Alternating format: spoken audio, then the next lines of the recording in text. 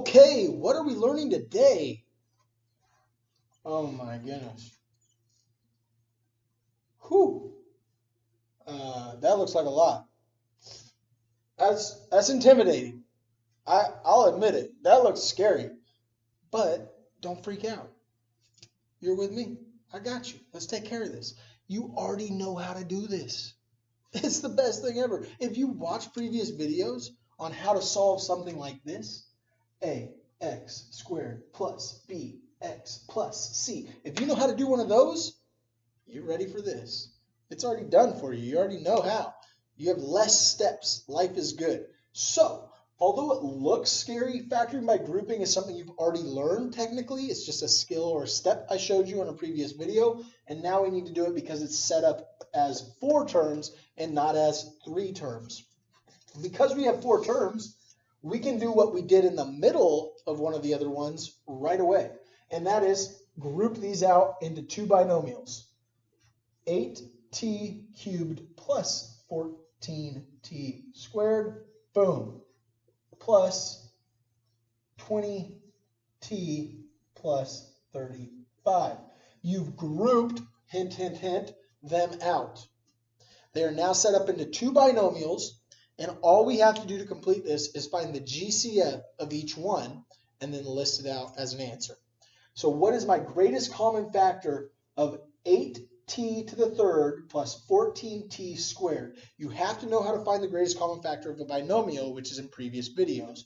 But 8 and 14 are both divisible by a 2.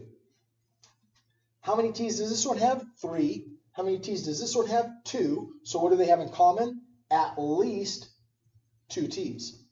2t squared times what would make this? 2 times 4t and 2t squared times 7.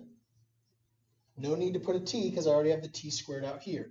So 4t plus 7 is my first twin. Remember, we're hoping to get another twin. That is our hope. We want to find a match to this when we finish this one out. And if we do, then we know that we've done everything correctly. So what is my GCF of 20t plus 35? What is the greatest common factor of a 20t and a 35? That does not have a t, so I can't pull a t out. What is the common factor between 20 and 35? I would have to go with 5. 5 times what is going to make 20t? 4t. 5 times what is going to make 35? 7. Congratulations, you have twins. All right, now that I have my twins, I'm going to list those down as one of my binomials. So I can already write out a binomial right now. 4t plus 7. Then I take 2t squared and positive 5.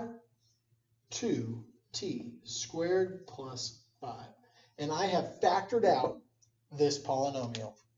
If you don't believe me, use the FOIL method. Multiply these out. When you're done, that is what you're going to get.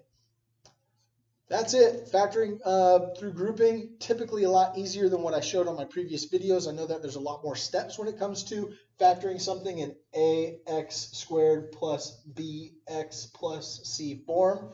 But hopefully you're watching those videos. They're making sense to you. You're doing the practice problems in the textbook. Look at the back of the book. See if you're doing those problems correctly. Go online, check your answers, and hopefully you can learn through this process. But thank you for sticking around through this video. Study it hard, and good luck on your upcoming test.